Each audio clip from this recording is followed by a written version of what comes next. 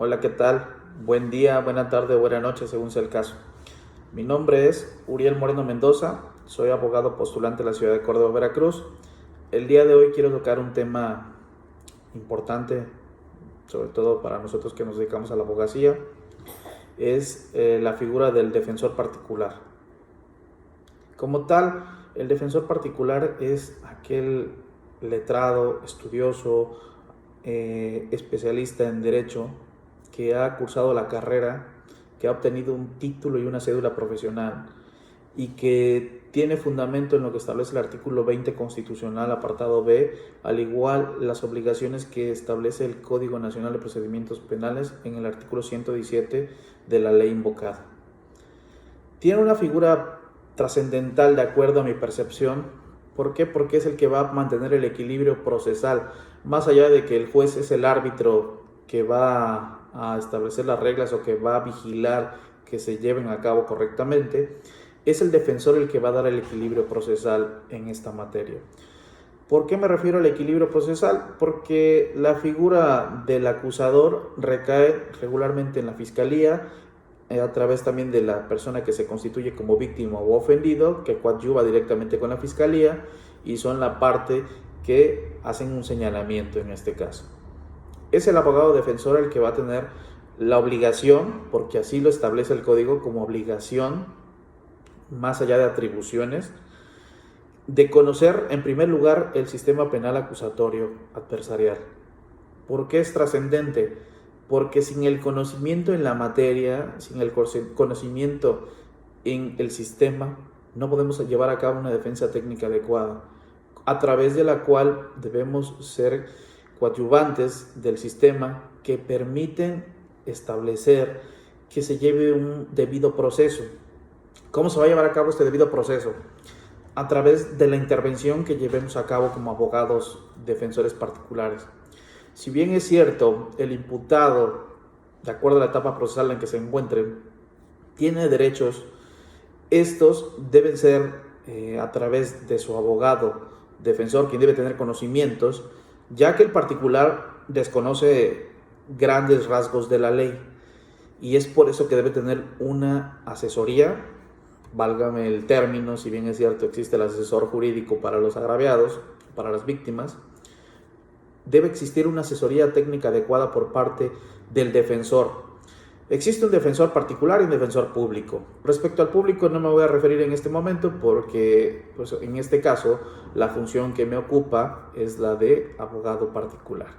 Como abogados particulares considero yo tenemos una mayor obligación profesional. Digo, en circunstancias procesales es la misma, sin embargo, ante la contratación o la búsqueda por parte de un cliente para llevar a cabo el desahogo de una defensa, en este caso, es trascendental, elemental y vital conocer los derechos que reviste y los principios que se encuentran dentro de este sistema. Si bien existe una presunción de inocencia que va a operar en todo momento a favor del imputado, también es cierto que es una obligación de parte de nosotros como profesionales del derecho, en primer lugar, entrevistarnos con el imputado.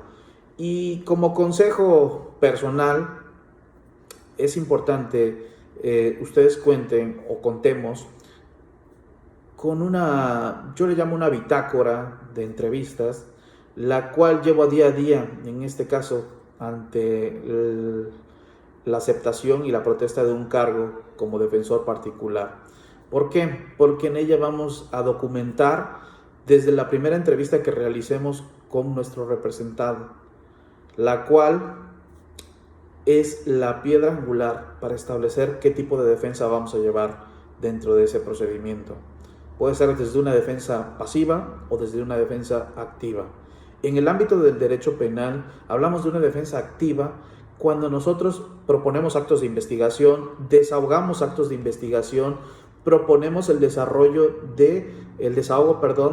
de testimoniales, de pruebas periciales, de solicitud de informes, de solicitud de reconocimientos de objetos, de reactivación de huellas, de solicitud de geolocalizaciones, Todos estos actos de investigación debemos de diferenciarlos. Existen actos que requieren control judicial y existen actos de investigación que no requieren control judicial, de acuerdo a lo que establece el artículo 251 del Código Procesal. Hablando en esta especie, como defensa activa, evidentemente antes de proponer algún acto de investigación, debemos hacer un análisis a conciencia de lo aportado hasta ese momento por parte del acusador o que integran dentro de la carpeta de investigación o en su caso dentro del proceso penal en el que nos encontremos, si es que has tomado una defensa de forma posterior. Una vez hecho ese análisis, debemos llevar a cabo una interpretación de primera mano, y al menos así es mi entendimiento. Ustedes me podrán dar alguna aportación. Siempre he dicho, toda aportación que beneficie es bien recibida y toda crítica también que sea en pro de mejorar también es bien recibida. Soy del criterio que primero debemos analizar en un caso la forma en que viene integrada una carpeta de investigación en cuanto a los momentos procesales en los que nos encontramos. Desde el punto de vista si existen elementos desde la denuncia presentada, hablando en una investigación sin detenido, desde analizar si existen elementos en cuanto a flagrancia, hablando de una situación de detenido, en cuanto a los elementos que permiten establecer si han sido aportados datos de pruebas suficientes que acrediten la probabilidad de la responsabilidad de nuestro representado.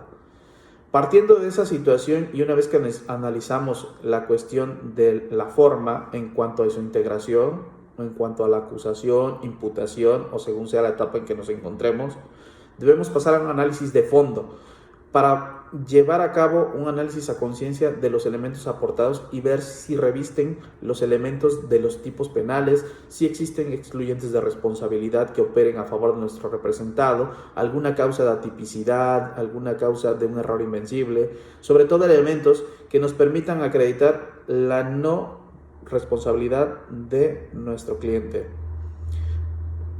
Partimos de esos elementos para establecer una defensa técnica adecuada. Esto hablando de la etapa de investigación. También podemos hacerlo valer en una etapa procesal posterior, como es una audiencia inicial, intermedia o de juicio, según sea el caso que nos ocupe. De ahí mi insistencia en que debemos ser técnicos en la materia. El código como tal no señala en algún apartado que debamos acreditar esa experticia, ese conocimiento o esa técnica que hayamos adquirido para desarrollarlo. Hoy en día es notorio que hay muchos postulantes que se han especializado tanto en materia penal, materia civil o en diferentes. Sin embargo, hay personas que se han especializado en el sistema penal acusatorio. Es plausible todo esto que realizan en aras de adquirir mayor conocimiento, pero todo esto va a tener una vertiente que va a tener como conclusión que podamos desarrollar una técnica correcta al momento de ofertar un medio de prueba, al momento de ejercer una contradicción, al momento de solicitar tan solo unas copias dentro de una carpeta de investigación, al momento de interponer un recurso de acuerdo a la etapa procesal en la que nos encontremos, al momento de aportar datos o elementos probatorios o hacer un alegato final, ya sea el momento en el que te encuentres. Por ello, yo soy insistente y fiel creyente de que debemos no solo basarnos a veces en la presunción de inocencia. He escuchado muchos casos que su defensa la estriban únicamente en esto, en la presunción de inocencia. Han sido emitidos nuevos criterios por la Corte en los que se establecen que la presunción de inocencia de un representado, en este caso, se desvanece a través de los elementos o datos de convicción que aporte, en este caso, el acusador. Entonces, no es suficiente considerar que con la presunción de inocencia basta. Debemos ser conocedores, debemos ser estudiosos de los casos, debemos saber interpretar correctamente la ley, debemos de saber en qué momento invocarla y en qué momento solicitar que se aplique correctamente. Es por eso que yo hoy en día les agradezco su atención. Como siempre, estoy a la orden, atento a cualquier comentario, ya sea positivo o negativo, siempre que sea con el afán de construir algo más y aportar. Los dejo por hoy, les agradezco la atención, que tengan buen día, buena tarde o buena noche. Nos vemos pronto. Hasta luego.